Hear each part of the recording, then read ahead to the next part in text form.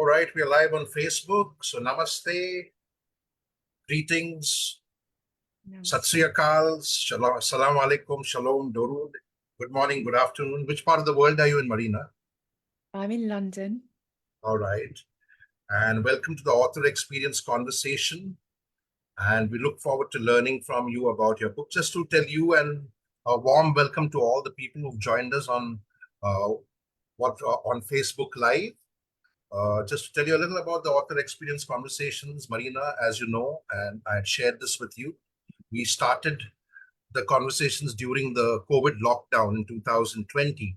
We also started some mentoring programs for the youth and for the children to build mental resilience, and our slug line for the program that we created for the youth and for the children to help them to figure out how to kind of navigate through their life is that when winds of change blow, most hide behind walls. Few choose to harness the wind to build windmills.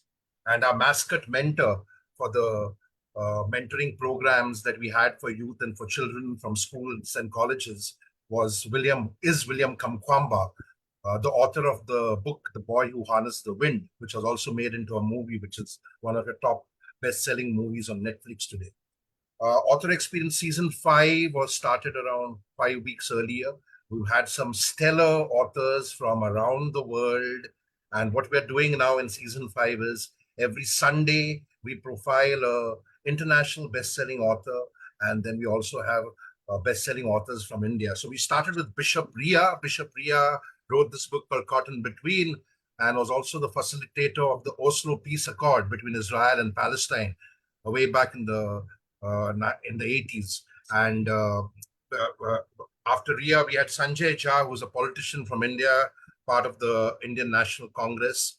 And then we had a very, very powerful story of resilience and featured our core member of the Mojosh Magnificent Seven family, which is the storytelling and oratory experience event that we are creating. And I say because we are doing it for the first time as a public event, ticketed event for a hybrid live online and on-ground audience of 100,000 plus people from around the world joining in. And we also take this opportunity to welcome you to be a core member of the Mojosh Magnificent Seven community. Rusty Labushkagne is author from Zimbabwe. He was imprisoned for almost a decade, and after coming out of prison, he was falsely imprisoned for a case which was framed against him, and falsely accused, framed, imprisoned, as this book title says. And Rusty has also introduced us to Steve McGowan, who's written this brilliant book of how he was captured by a terrorist, and we're going to feature him in the next month. And after Rusty, we had Major General Ian Cardozo last week, who's another story of resilience from the Indian Armed Forces. And today we have you, Marina, discussing your book, Men Need Love Too, which is a man's guide to manifesting magnetic relationships. And we would love to learn more from you. And for the audience who have joined us on Facebook Live, next week we also have another author, Nona Walia, who has been writing several features in the Sunday Times for many years and now has authored a few and penned a few books. So Nona Walia is going to share some thoughts from a book, The Art of Mental Toughness and Own Your Energy, next week. So over to you again, Marina. Begin with, may I request you to walk us through your life journey, your life story from childhood to now, and what inspired to do what you do now as a coach, as an author, helping men to understand how to rise above their vulnerabilities and embrace their vulnerabilities. But first, let's begin by sharing your life journey and your life story. Over to you, Marina. Thank you. It's an honor to be here today to share this space with other phenomenal individuals that have suffered and have used their pain to serve humanity. I thank you for that. Can you hear me okay? Shall I use the mic a little, because my voice can be very soft? No, we can hear you loud and clear. Go ahead, please. Beautiful. My life's journey is an interesting one. I was born outside of London, in South London, and my parents were very good spiritual teachers. My dad, he came over from Cyprus which is a Greek island, and he was very spiritual. He could see auras. He had a very hard childhood. And my mum, again, was Irish and Ukrainian. So, in essence, I was a child of immigrants in this country. And I was a coach, a counselor. I helped them with their pain. And then I saw how them not processing their childhood, them continuing living their trauma, how it affected their relationship, how it affected the relationship with me, how it affected the relationship with themselves, how my dad got ill and he nearly died, and how trauma repeats because you repeat what you don't heal. And so, as a young child, I saw my parents lose their business, both of them not work, both of them being unlit up and depressed, and me being this little child that just wanted to make everyone happy, that just wanted to fix everything, and that didn't really look after themselves very well and didn't know how to look after themselves well. And I suspect, being the oldest, I was more in my masculine, hence why I identify with the masculine. I was very close to my dad. And so I always had this identification because I help women step out of their masculinity as well. And I think through my pain and my journey of always being very intuitive, always being spiritual, always acting to survive in some way, acting and coaching others is my main passions. And so for me, being born on Valentine's Day was magnificent. I looked for love outside of me. I thought love was in things. I thought love was in the ideal man, the ideal relationship, only to kind of get what looked like the fairy tale and ending up feeling very alone, feeling very isolated, feeling like I wasn't using my gifts and talents, and feeling like I couldn't get out of that box. And I think it can be very hard for women and men because there are these traditional ideas put in films that that's the way a good relationship should be. A woman should be at home and play the good wife. A man should be doing this, and that's what success and happiness is. And I used to wake up in that journey and really not know my way out, right? And even in lockdown, I was going through extreme adversity. So this is kind of, you're with me on my rise, right? And so I would say I got, when I had my children, things came up from my childhood, like abuse I'd gone through in my childhood came up. So when I had my first child, I was like, oh my God, like that was abuse. And I didn't realize until I had children. So I had my first child, and my daughter now is, let me think how old, how many years ago that was. So about 12 years ago. And that resurfaced it to me. And I remember going through this transformation, like COVID on steroids, right? So you're just stuck at home, you're with a baby, they're crying, and all this stuff's coming up to be processed. But I had nowhere to go with it, right? And I think my husband was obviously at the time doing his best, but he was going through his own journey and he couldn't be with all of his emotions. He couldn't be with his sadness. He couldn't be with his anger. And he was very much on that quest for more. And within that, I remember times of, we had the beautiful picture, we had the picture life, the beautiful wedding, the beautiful pictures, the, oh my God, they look like the perfect couple. And I plastered that everywhere because I didn't feel loved, right? And only then to feel lonely, because if somebody emotionally can't connect to you, if someone really can't understand your suffering or your life story or the things that you've gone through, like abuse and things like that, then it's really difficult for them to emotionally connect to you and for you to be able to have that emotional intimacy. And I think that's what we all crave. And I think when we can't connect to all parts of self, like our sadness, like our anger, like all these things that we deem wrong when they're not wrong, we quest of things outside of ourselves, whether or not that's the house, the partner, all these things. And for many men, when they were coming to me, they were saying, look, oh my God, I don't know how to love myself. I don't know how to be with my anger. I don't know where to go with my sadness.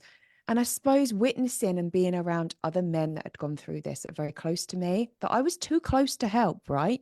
Sometimes you're too close to individuals. And when it comes to being in a marriage, it's not always the best person to go to as your partner when you're trying to process these things. You need outside individuals that are going to help and support your marriage. And I do believe it takes a village to raise a child, but also to support a divine union and to guide you. That's why we have elders. That's why we had these traditions, which are so beautiful, and these family values, which are so beautiful, which is totally we've moved away from. And this is where the family breakdown in society is coming from. And experiencing that myself and going through that adversity, going through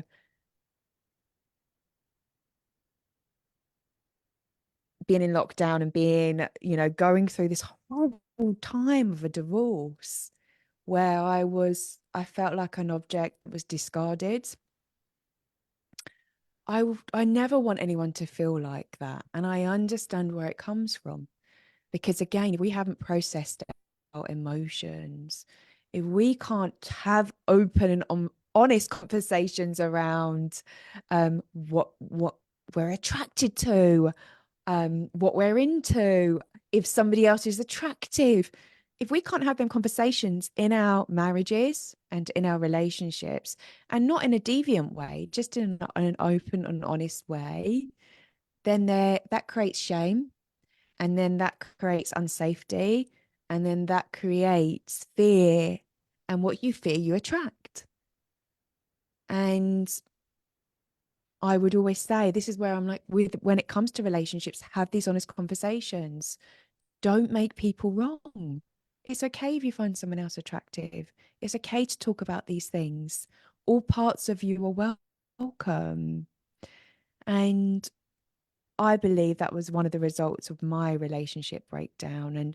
And so going through that and having men then come to me with these stories of how they had gone through issues and felt abused by women in so many ways, and how they had their voice constrained, and how this was then playing out in their lives. It was like there was no nurturing, divine, feminine voice to men to go, look, I understand, I get it. This is normal. This is part of the normal experience. It's okay if you think another woman's attractive. It doesn't mean you're going to do anything. It's your life force. And you should be able to have a chat with that in your relationship, because people weren't being honest. And then that's when infidelity and cheating happens, right? And all these different things. So, sorry, I've gone off on one here. The book, I've made it so simple, like a chat with me. And I've got a relationship formula, and I've Yeah, got, but before coming to your book, and before getting into yes, more into your book, I just wanted to yeah, clarify a few things. You spoke about yeah, the trauma you faced as a child when yeah, you saw the relationship between your mom and dad yes, deteriorating, and then yes, you spoke about your husband and your divorce, and yes, how he could not relate with the trauma that you've gone through, and then you spoke about how there are stereotypes that the world has created, yeah, where family and societal expectations of yes. of a woman and a man are cast in stone. That the man Oh, that the man so much problems. has to be the one who's wearing the pants and Yeah. is the breadwinner, while the woman is supposed to be more like the serving person at home and the homemaker. Right now, these are stereotypes which have been there for centuries. If no, not just for decades, for centuries, And of course, in the modern world, the stereotypes have been indoctrinated into all of us. Is that what you're saying? 100%, because this is the problem with this, even the talk of polarity in relationships, the masculine and the feminine. The problem is people turn around and say, Right, oh, the man has to be masculine and the woman has to be feminine. It's a woman's fault. She's going to work. And I'm like, no, no, no, no. You have to balance these energies in you, right, the feminine, the masculine in you. And guess what? If your husband's, my dad was dying, so my mum would have had to step into her masculine, right, right? So it's right. knowing that you can dance between these energies and have love and compassion. Like if my ex-husband, he hated his job and I could go and do something I love, why wasn't that nurtured? What there was like a restriction there, like no, you have to be at home, So what you're right? saying is that because your husband hated a job, that created a lot of emotional and mental turmoil for him, which was A lot. which was affecting your relationship. and, Exactly. and, and because he couldn't rise over that. Now, I see the Holy Bible behind you, right? Yes. And just yesterday, I thought that I would write a few things since it is Easter today, right? And as a rationalist, I don't believe in all those blind beliefs and stupid superstitions, as I call them, and damn Yes. dogmas. Yes. Now, All now, religion has truth. That's, yeah, I believe, Jerry, all religion has truth. yeah, and uh, and the way I see it is that on one side you can say that all religion has truth, but on the other side, the same stereotypes types that you're talking about Are from, yeah. are indoctrinated into society because of the the paternal nature, if I may call it Yes. that, of what all religious scriptures have indoctrinated, right? So Oh, so you Jerry, I've got to tell you this. It was yes, hilarious because I was just in the sauna at the gym the other day, and this guy was preaching yesterday, and I was in my bikini, and I was like, I walked in, and they was having this conversation. And I went, "Oh, we're talking about love," and I went, "Oh, it's divine intervention that I walked in," and he went, "You're not divine. You're in a bikini." You don't you and I was like, okay, I was like, you create your reality, that's your reality, but you don't worship the same god as me. Look at you, you're wearing a bikini. And he starts like attacking me in the sauna, and I laugh about it, but at the same time I'm like, wow, So this is where ex- would you somewhere also agree that patriarchy as a whole kind of impact on this entire stereotypes which have been created by society and then cast in stone? Because yes. most religions, I wouldn't say all, but most religions are very very patriarchal. Yeah, I think that this is the thing. It's not black and white. We're not, and it casts that kind of thinking like, okay, a person's like this, and we're going to put them in a box. So you don't allow people then to rise into the light. You don't allow people to repurify or to go to forgiveness and non-judgment, because you just want to cast them in and put them in a box and say that's that type of person, and because they've done that, they're them. Well, then Right. how do we as a society come together? It's through forgiveness, it's through love, it's through togetherness. And Right. even in that situation where the guy is like, so like, I'm the Bible you read's not the same as mine, and God's this and God's, and I was just like, okay, I get it. I respect where you're coming from. Your reality is different from mine. I'm not Yes, triggered. because I think people don't want to understand the nuances, because everything is cast in stone. It is black and white, right? Without I mean, I've understanding that had there are it. shades of gray. I've had it, Jerry, from because I'm very spiritual and I've always been spiritually connected from a young age. But I've always looked this way, right? I mean, I do my makeup and I do my hair, but there's an element of because you look the way you look, you can't be spiritual. And because you look the way you look, I'm going to cast you in this box. And I've Right. had it from spiritual leaders that are meant to be spiritual.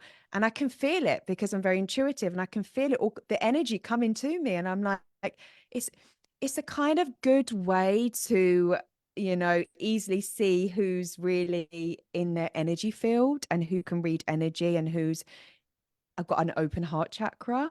Because when you've got an open heart chakra, you're not in judgment. I mean, just because, I don't know, for example, the Bible talks of like helping the homeless. Well, it shouldn't just, it should be everyone. It's the way you're being. So, like, if somebody looks nice, why would you be horrible to them? Because they look nice. But then if somebody looks poor, then you pretend to help the poor. It's this kind of it's playing into roles and not really just being in your heart. Like, who's getting curious? There's humans in front of me. Like, what are their life experiences? How can I show them more love? That's a heart-centered person. And that's, I had it before. I never forget. I went away. I went to an all-girls convent girls school. And I went away and I studied theology and philosophy at school. And I went away to this week, and there was a teacher there, and she was talking about God being omnipotent. So time and space is all happening at once, and everything, us living and us dying, is happening at once. And I questioned around free will, and I had this very intelligent question for a very young child at the time. And she went, "You wear tight clothes." And she started attacking me. I was a child. I was like 17. Because you wear tight clothes, you're this and you're. And I was like, hang on a minute. You're meant to be teaching around God and spiritualness, and you're condemning my clothes as a 17-year-old child that I'm wearing. I was young. And I never forget that. And being brought up around these things, these contradictions of around, I'm born with this body. I'm sorry if it offends you, but I'm not ashamed of my body. And if that offends you, then that's to do with you. And before moving to your book, Marina, just one more thing which you said. I mean, having seen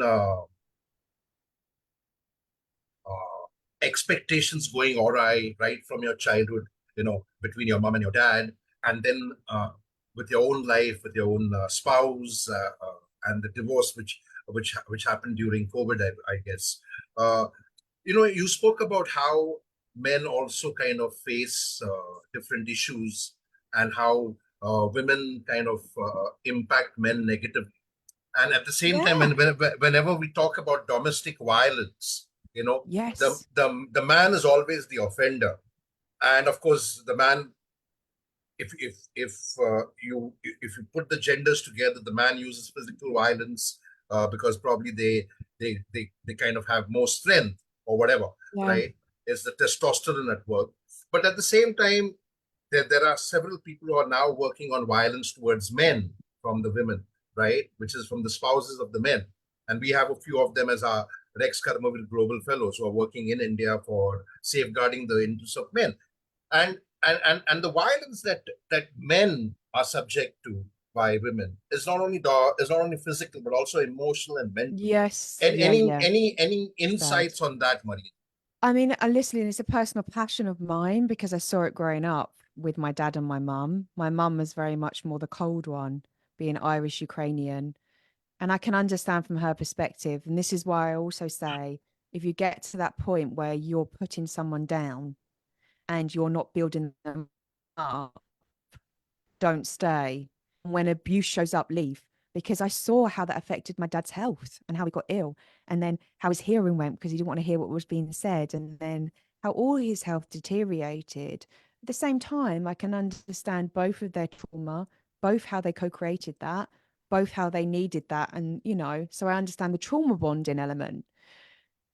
I can see how when abuse shows up in any relationship, you do need to go, and you need to keep asking yourself, okay, if I'm going to be in this relationship, can I see the good? Can I start my day with gratitude and love? And I talk around this in the book because it is, I talk around this very much in the book because men are shamed a lot, and they were coming to me saying, oh my gosh, I'm shamed on the size of, when it comes to making love, right? Size, performance, and all this stuff. And I'm like, hang on, a true person, it's about the connection. It's not about any of that stuff. And if you're with somebody that's in their heart, they're going to just love to be with you. It's not about the performance. And there's so many toxic narratives from women shaming men. And it comes from movies like women going, look at his size, or he didn't last long, and it's very pushed in society with this whole narrative of women emasculating men, and that's okay. And the rise of feminism swung too much the other way. And I'm so pro, like, everyone having a voice, but not so much so you make men scared to speak. And why I resonate is most of my abuse has been from women, like all types of abuse from women.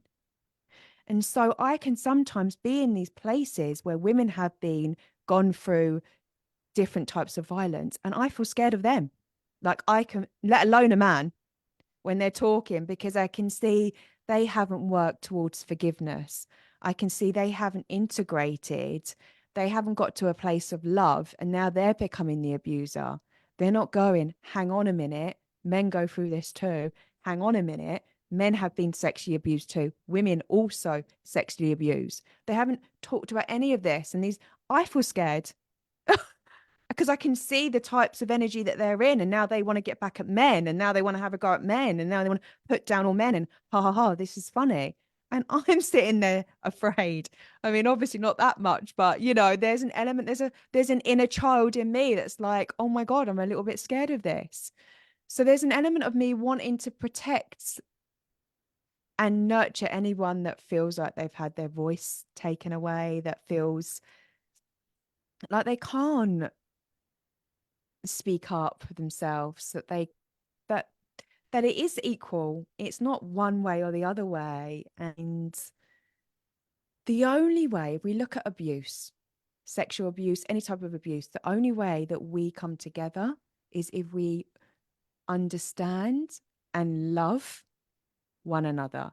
Hence, men needs love too. It's going, okay, so why is porn so massive? What's happening here? Well, we could go and condemn this and that, or we could go, hang on a minute, we've missed out on something here. Men do not know about true depth and true connection. There isn't enough love here. We're not educating each other enough on this, on true connection. We're not building men up and loving them to understand where they are, you know, not really understanding how to deal with these emotions because there's nowhere to go, right? And Okay, right. So with is it, that, you know, yeah, if we could segue into your book now, Men Need Love Too. What yeah, inspired of you to course. write the book, and what is the book all about? Because it talks about love, sex, relationships, and I think it's related to what you spoke about earlier, which is that, you know, if the expectations from the man are cast in stone by society, by family, and the spouse, because it's indoctrinated into you, then how do you expect that that man to kind of be, you know, be normal? Because the entire burden is put on the shoulders of those men, right? Of all men in society, right? Even Yeah, yeah. even in matriarchal societies, Mm. you know, we have a place called Kerala in India, which is supposed to be a matriarchal society, but yet you see patriarchy is very high even in a matriarchal society like Kerala, which is called God's own country in India. Okay, now how do you expect men to feel that love when the abuse is surely there, even though subtle, it is positively there. And the abuse is not just physical, like I said, it is emotional, it is mental, it is the over expectation. So how do you help men navigate through this ordeal with your book? Please throw light on that. Yeah, well, I've just really made it really like simple. There's loads of questions and answers in the book. And when you go through the context page, I've literally done it, and I've just put, you know, things like love for self, and there's questions being answered in there, like how do I stop, like, you know, being horrible to myself all the time? How do I, you know, drop into my feelings and emotions? How do I like deal with these questions? And I've got my own formulas in this, which is really simple. And so it's kind of like a compassionate, divine feminine understanding and nurturing. Because ultimately, right, if you are not true to yourself, then your marriage will end. If you don't drop into your emotional range, then you can't then go deeper in your relationships. You're going to look for external things and think that's success. I had the 5 bedroom house, the Range Rover, all of it. I left it. To me, it felt, I'm not saying that's wrong. What I'm saying is having community and loving deep relationships is priceless. We're being sold the wrong thing in society. And we're being sold disconnect. We're being sold all these things, which is not true. And there's so many lonely people out there. And the old traditional societies have got it right. India's got it probably more right than the Western world. So don't let anyone fool you from the, America or England going, oh yeah, you want to be like this. No, you don't. And so I think it's being able to be really honest with yourself. If you hate your job and you prefer to stay at home with the kids and your partner is okay to go and do what they love because they love doing it, you would move towards that and don't deny that and pursue and go on the But quest for more. yet in many societies, including in UK and US, not just India or so-called underdeveloped countries, it is expected for the man to go and earn the money, be the breadwinner, right? Because if you're seen sitting at home doing the babysitting, people frown upon you. So how do you? It's like a tightrope walk. So how does one balance this? I think you have to know yourself. I think you really have to know yourself, love yourself, and be like, no, I don't care what anyone says. At the end of the day, this is what I enjoy to do. And if you enjoy being at home more and you're working as a joint team or a vision, and like you maybe like you've got a wider purpose that you're doing with your partner as well. So it's not just about these traditional roles. So we're talking around, yes, I agree. Like, okay, so say for example, you want to be at home more because you hate your job, but your partner really wants to do something more, and that you, but if you've got a wider vision, like a greater purpose, something you're creating together, again, that's going to keep you together. That's going to keep the relationship alive and get away from this me v you. Again, this is the problem. It's when people haven't got a bigger purpose, they kind of tend to go into the me v you thing where it's, oh, they're gossiping about what the neighbor's doing, or they're gossiping about what their family members doing, rather than going, hang on, guys, how can we help? There's people out in this world that need our skills. How can we serve humanity? Perhaps we've got some insight or something we can build together as a collective. Like, unless we move away from that and into that, then we are going to destroy relationships and go, okay, right, where are we best used? Do you know what? I'm burnt out from my job as a man right now. I want a year off. And guess what? I'm going to encourage you as a woman to do what you love because you have been burnt out from being with the kids. So, like, why not dance between things and build each other up and work at things together rather than putting these expectations on people only for them to become unwell, upset, depressed, and not have a community, not go like in the tribal days. There was a community of people that were all working together for the collective, all we doing stuff for the community, for the family, for, all other families around them. It's like people are just so lonely. And I can resonate with that. And I think it's sad. You spoke about offering 40 answers to burning questions, burning issues Yeah. that men are facing currently in several societies around the world. Can you Yeah. throw light on some of those questions, the burning questions, and what are your insights and answers for men how to deal with that? You can randomly share any seven of the 40. I would say seven, since you're Seven. part of the Mojo's Magnificent Seven storytelling experience. I will say that share seven such questions and seven insights and solutions that you have for men to kind of feel empowered and understand their Yeah. vulnerabilities and rise over this need to be masculine and meet all those expectations that society has from them. Well, I'll just take you over like a general overview, okay? So, like, I would say, like, number one, like, really get real with you, understand who you are, don't follow everyone else. And that's what I talk about in the first chapter. It's all around like people look for someone to follow, look for a leader to So follow. And when you're talking about self-awareness and building self your own awareness, self-esteem.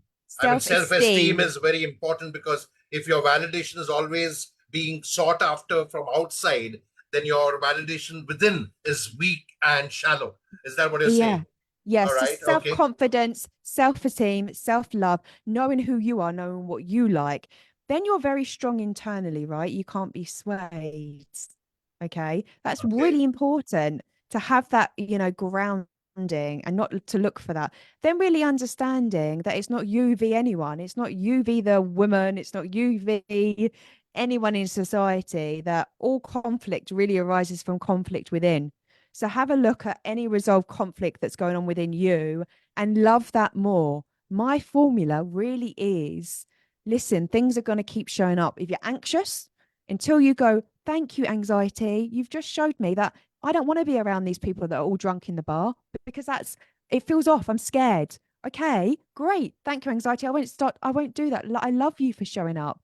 Or that person makes me feel anxious. Why is that? Maybe it's a gift.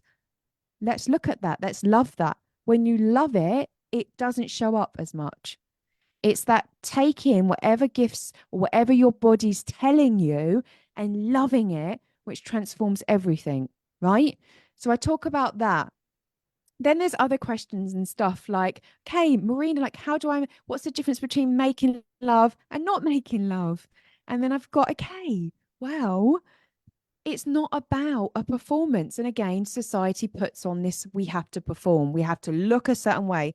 Even on stage, right? You have motivational speakers going, and now when you get on stage, you have to embody a speaker, you have to wear a suit, you have to look a certain way. What a load of crap.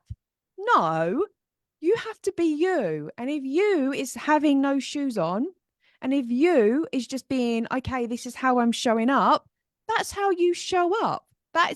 You don't pretend to be someone you're not. And this is the thing, no one teaches you this. So then, young boys are looking at things like porn. So what you're speaking about is to get over the imposter syndrome, as it is called in psychological studies, to be in touch with your feelings, to understand your emotions, understanding emotional intelligence. Is that the what you're imposter saying? syndrome the imposter syndrome thing is a whole new thing. I mean, look, listen, when we move towards change, of course we're going to get this inner critic, which is a part that comes in that wants to keep us safe. That's the neuroscience element. And so we're going to get a part of us that's going to come in. Now we need to build up our inner wisdom, our inner love. And how we do this is to connect to our higher self, our inner love, our 70-year-old self. However you do it, I've got different exercises that I do, which builds that person up within. But also, if you just love these different voices within you, which we all have, and sometimes this is our mum or a dad or different things, when you love these parts, they go. So what I'm saying is, society will tell you have to perform, like you have to now be the business person in business and you have to act like this, or the professional speaker, you have to act a certain way. And, even in the bedroom, then the way you do anything is the way you do everything. And so men will go, what do I need to be be the best lover? Oh, I need to perform. It's not true. When you make love, you are not even looking at somebody's body. You are enjoying every moment. You're just enjoying the kissing so much you get lost in this oneness. So you're not fixed on the outcome. The moment you feel like somebody has got an agenda, I want to be the best lover, for example, I want to get this outcome.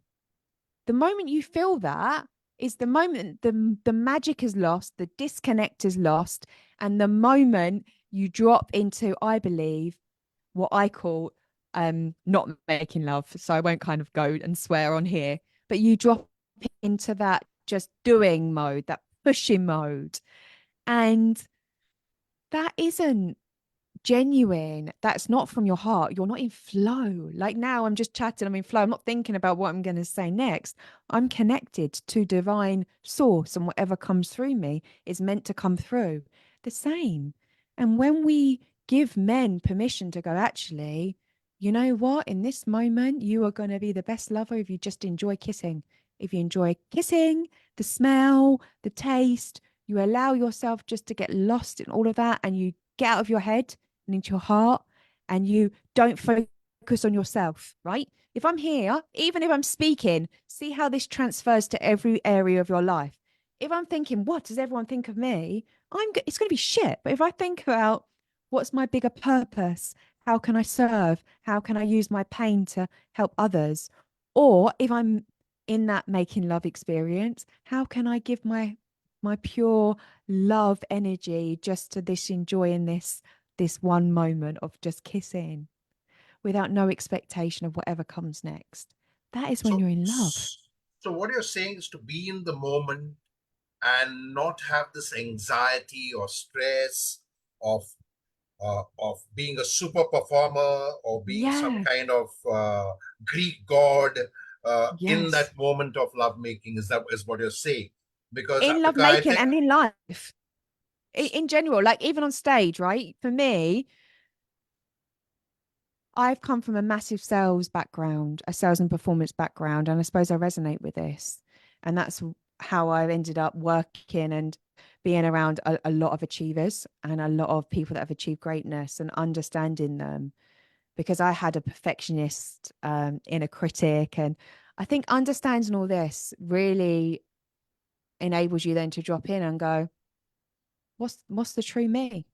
What's my truth? What if I didn't have to perform? What if I could just be me? What if it didn't matter if I messed up? Okay, if I messed up, then it just makes me more human. If I go red, I go, okay, oh, I'm going a bit red, and that makes me endearing. So I can't, nothing can go wrong when I'm just okay with whatever appears in the moment and I'm just being me.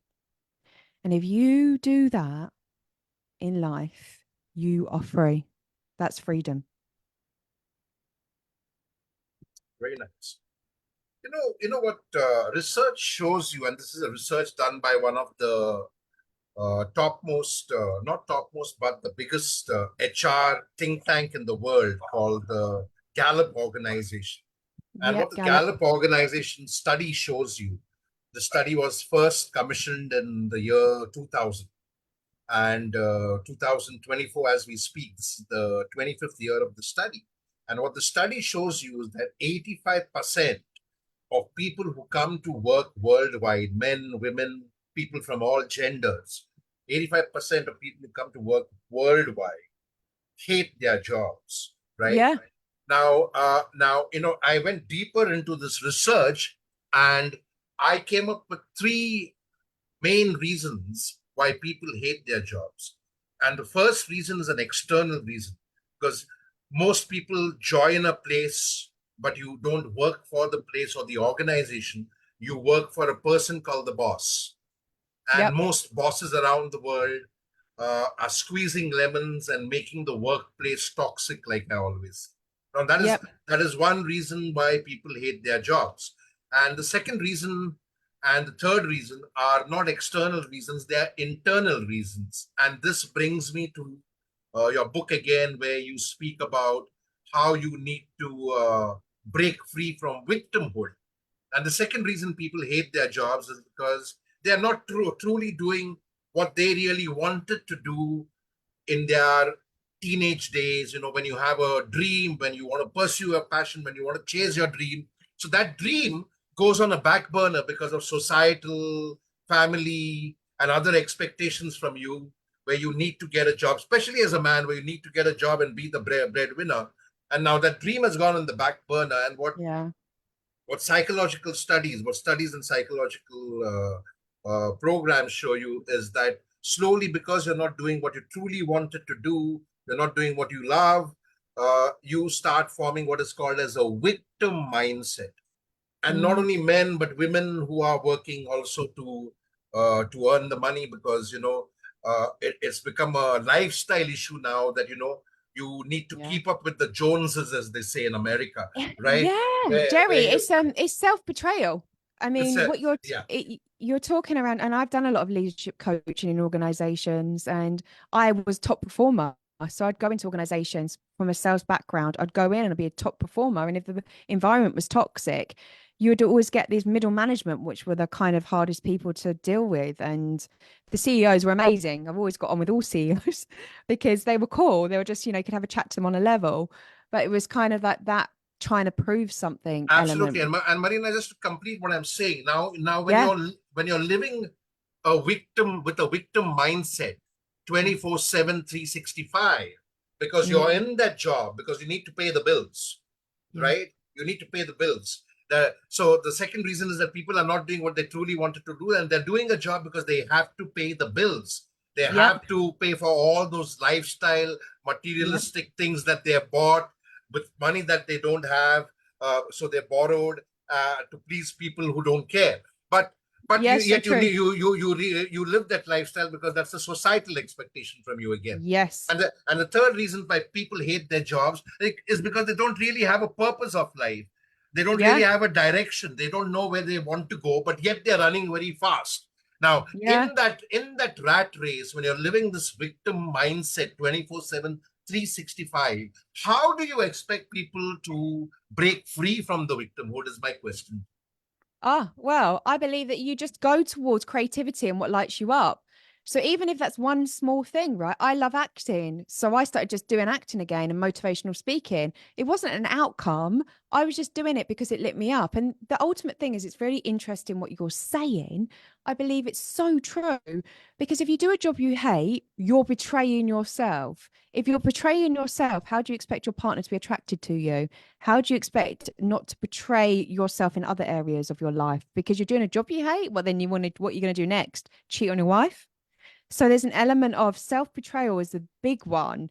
Okay, so you're doing a job, you're going to a job you don't like, but then do something you do like. Find that passion, find your purpose, and never lose your creativity.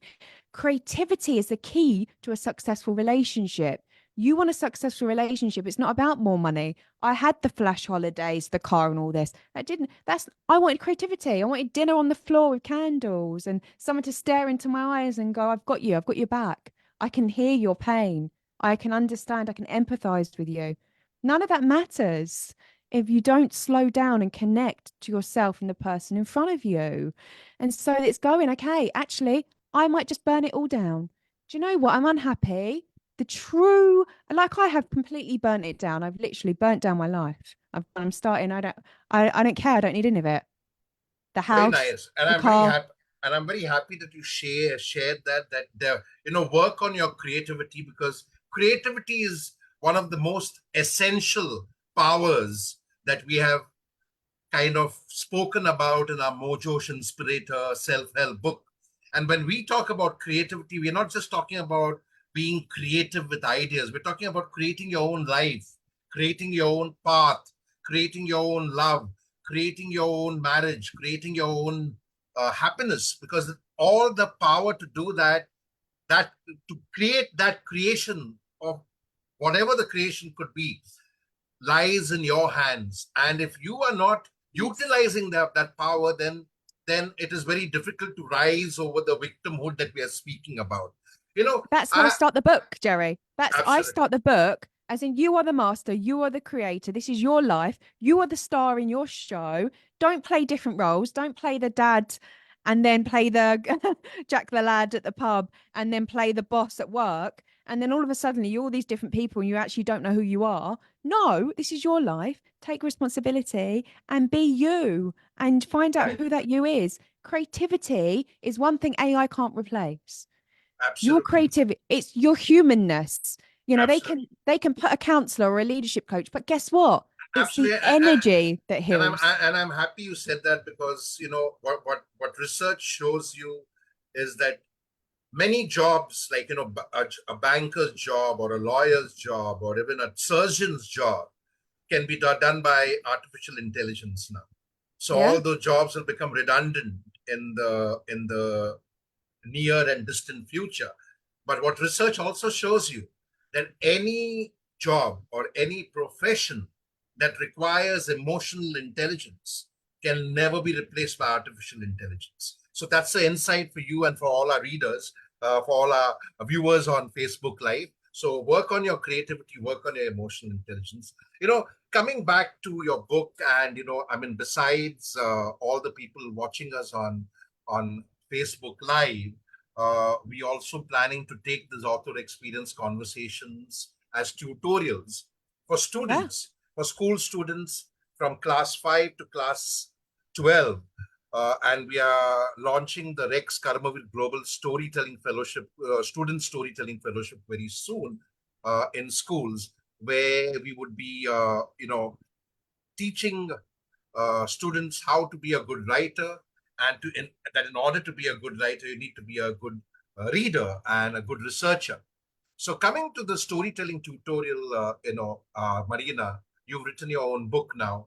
Uh, I follow a simple format which is based on Joseph Campbell's The Hero's Journey, because that's what I do. I tell true stories of real heroes in my Karmakari inspirational and self-help books. So every story has insights about how people can rise over the ordinary and go for extraordinary and go beyond, right? And that's what Joseph Campbell's hero journey is all about. That you're living your life in that ordinary space, and then you have a call to adventure. You decline that call to adventure, and then you have a mentor or a helper or an enabler or a friend or a spouse or somebody who's there as a support system for you, who who guides you that no, you need to go on that journey, you need to answer that call to adventure. You cross the threshold, you test your allies, you test who are your foes and friends. You create an approach, you go through the ordeal, because there is the entire concept of change management over there. You emerge victorious, and that's where you discover your true strengths and powers within, where you become a better version of yourself, and that is the treasure that you find. And then the road back, the atonement, and the reward. Now, several books have used this format to tell their story, including the best-selling book by Harper Lee called To Kill a Mockingbird. Yeah. Uh, Yeah. and then, in every book you have a hero, a person who's an anti-hero, a villain, and a victim. And then, you have a plot, purpose, people, place. What is the format that you follow to tell your stories, to write your books? Can you share in the next 7 to 10 minutes? What are your thoughts?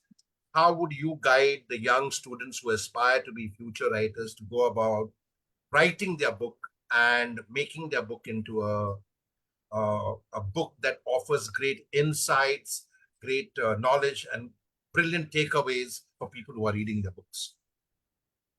I would say that I love Joseph Campbell's formula. And as you're looking at that, I'm like, oh, it's, that's a beautiful framework. And it's going through and it's just interesting when I look at it all, because it's like, okay, really the hero is you. And when I look at that, even though that the traditional stories that you find mentors and everything, what you end up realizing is you had the power all along. Now, the difference is, I would say, when it comes to this type of thing, is find your people that you can collaborate with and you can work with. People say that you can do it all by yourself, and yes, you can, but I believe it takes twice as long. I believe that the true pleasure in life is finding people you can work with that believe in you. If you just have one person that believes in you, your whole life changes. And I'll give you an example of this. When I was at school, I never forget, my parents were very unwell, my parents didn't work, and I used to go to school and I struggled. And I never forget, never getting an A on an exam. And once this new teacher handed me a paper and all the answers were rubbed out on the exam, and I copied all of the answers. And I was like, I never had acknowledgement before for getting an A. And she was like, oh my gosh, you've done so well.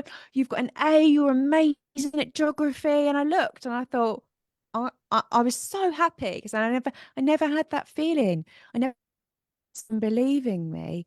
And after that, I got an A in every exam, because I didn't want to let her down. And I always in it, but nobody saw it. No one believed in me. So I would say, find them people that see your greatness and that believe in you. That is the most important thing you can give anyone. And as we're saying about AI and all the rest of it, it's the energy you create in a relationship, that energy with someone that truly believes in you, that somebody wants you to, succeed, and sits with pure love and non-judgment. That's the healing. That's pure source energy. And so when you have that, that's when you can go on your journey more and you can step into taking them risks. Right. So I would And I'm say, happy you shared all those insights. But Marina, I would like you to focus yes, now on how would you guide young students to go about writing their book and ensuring that they share the yes, best thoughts, yeah. best ideas for action, and best insights with the readers so that the readers have great takeaways. I would say as well, just start writing like every morning, like when you get up, Okay, just start doing it. that's the process you follow. We discussed that last week also with Ian Cardozo. So I'm happy that we are all on the same process. Go ahead. Yeah. So it's just not making anything wrong, and just in the morning when you first wake up, just start writing. And then if that is a struggle, because maybe you struggle with writing, find somebody else that you can speak to, bounce off ideas like a coach, and then maybe they can reflect things that you find difficult to put into words. Wherever you're at, know that your message counts. And you can either write it just like literally by yourself, or you can find someone that's going to help you with your writing, or a coach or individual that also have expertise, right? So it's not just it being one view. It's going, I want my message to be in the world, understanding what your message is, understanding that what is the purpose of this? For me, I was coming to my 40th. I knew that I didn't want any gifts. I wasn't going to get any gifts because I don't come from that type of family. But I was like, I don't want a big party. I don't want this to be about me. I want my gifts to be in the world. I want to serve humanity. I want no one to feel alone. I want people to feel loved, especially men that will come into me. They need this love. And so find that, because when you find that passion, it will get done quick. God will intervene, or whoever you think, like the angels or whatever your belief is, because they will bring the right people in to also help you spread your message. Sometimes, I share some of my personal stories, but it isn't about me. It's about helping others not feel alone, not feel confused, not, understand what really matters. And, basically probably not feel alone and unloved, because I resonate. And that was something I really wanted to get across, because male suicide's massive at the moment. And I've seen it around me personally. So I think when you've got that strong conviction and you go, look, listen, I want this out there, I want to give, there's different ways that it can manifest. And I would say keep on that, keep doing that, and know that then what will happen is you'll have friends then. You might go to a writers club, or there's an online writers thing you can be part of. When you have that support network around you, it helps you do it quicker. Some people think that you can just lock yourself away in a room and just do it. Personally, I don't. I believe the pleasure is doing stuff together, bouncing ideas off of her, because otherwise AI is just going to write all the books, aren't they? So the true magic, even when I act, my true enjoyment of acting is doing it with someone else, acting with someone else and seeing what we create, the magic. So try Very and go, nice. okay, yes, that's priceless. When you die and all this stuff flashes before your eyes, you're going to see your friends you made along the way, people that supported you on your journey, and people you collaborated with. They're people that are going to flash before your eyes. I've had experiences like that. That's what you're going to see. So cherish that, value that, and know that's your gold. That is your gold. Very nice. Excellent. Thank you, Marina. Those are great insights. And I think I agree with you because, like I said, last week when we had Ian, or the week before that, Rusty also shared the same thing, that when you want to write a great book, you wake up with that purpose in mind, that you want to write a great book. You pen down some pages. That's what I do every morning. And maybe I even scrap at the end of the day, I may not like what I've written, but some insights from there get filtered, and then you write better insights the next day, and it probably takes you around a week to 10 days to get one chapter right, but it's worth the time you invested, because it takes me a long time to get my book out there. I am not one of those authors who likes to say I wrote a book within 3 months, because I don't think that you're really offering quality. It's about it's about getting those insights right, especially when you're writing a self-help book and an inspiration book, or or a book that tells true stories of real heroes, or a book like what you've written, because the insights you offer to people should create value for them, should help them to kind of rise over whatever victimhood that they're feeling. And my final question to you, 100%. Marina, is that you spoke about vulnerability a lot in your book, and you're now a part of our Mojosh Magnificent 7 storytelling events that we are launching this year in a big way. And if you see the Mojosh Inspirator framework, you will see that vulnerability is the key trigger, is the key value, the key mindset, virtue and power, as we call it in the Mojosh Inspirator book. So the Mojosh Inspirator, if you see, is all about mindsets, virtues, and power. And we have 0 plus 3 mindsets, because vulnerability is also a mindset. And then you have Mojo, Josh, and Inspirator. Then you have vulnerability as a virtue, and you have 7 virtues, which start from enlightenment to proactive citizenship. And then you have 21 powers, and vulnerability is also a power. So what are your thoughts on vulnerability? What are the insights you want to share on vulnerability as your closing insights? Over to you. Yeah, I just want to add one thing to the last bit we were talking about. I also create video content a lot to help me inspire me in my writing and podcasts.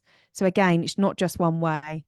And yeah, being vulnerable like me now, I just said that, right? So it's being honest with yourself. I think vulnerability is all about being honest with yourself and then not being afraid to say it and to share it. So being And honest with yourself and candid with yourself, but also about being honest and candid with the ones you cherish and love, right? Because you cannot hide your true self from them. Would you agree with that, no, Marina? I've got my relationship formula in my book, How to Cultivate Best Relationships. And it's number 1 is being open and honest with self, then with someone else. Then you lose attachment to the outcome. And then the other person teaches you what to do next. So much time and energy is wasted on people going, what does that person think? What would that person say? No, cut that. Your life and your time is precious. You want to create. That's what you're here to do. Be vulnerable with the people that you need to be vulnerable. Say, look, do you know what? I'm going to talk to you about this. It's from my heart. It's not about you. Please don't take offense. And then have these conversations. If that person makes it about them, then know that, okay, I can't progress in understanding myself and understanding relationships with this person. Maybe they're toxic. That's okay. I talk a lot around this in my book because it's really important. You learn love through relationships. You learn vulnerability through relationships. And so you need safe places with people because it might come out wrong. You might say something that doesn't sound right, but you've got to go, look, listen, I'm saying this from my heart. This is about me. Maybe how you made me feel. Please don't take this personally. And then when you speak from that place, very often people will want to listen. They will want to hear what's going on with you. And that's the way we can take away the shame. That's how we can move through things. And also knowing that if they don't, and they're actually then being reactional back, okay, maybe step away from that relationship and foster other relationships with individuals where you can be vulnerable, where you can be honest, because that's where the growth is. When we're not being vulnerable and honest, we can't grow. And we need to create in our life. So if we're in relationships where we're too scared and we're pushing ourselves in a box and we can't be expansive, we're limiting our life force. And that's not what we're here to do. We want to be expansive. We want to grow. We want to serve humanity. And so it all starts with being vulnerable and true to you. Thank you. Thank you so much, Marina. Pleasure having you with us. And Thank you. welcome once again to the Mojosh Magnificent 7 Storytellers family. And we look forward to having you for the main event. We will be in touch more about that. And we should create some good learning content around your book so that men can benefit from it. That's a separate conversation that you and I need to have. You take care, Marina, and thank you for joining us on the AuthoREXperience Conversations. Pleasure having you one again. And thank you and namaste once again. Namaste. Thank you so you. much. Thank Bye-bye. you. Bye-bye.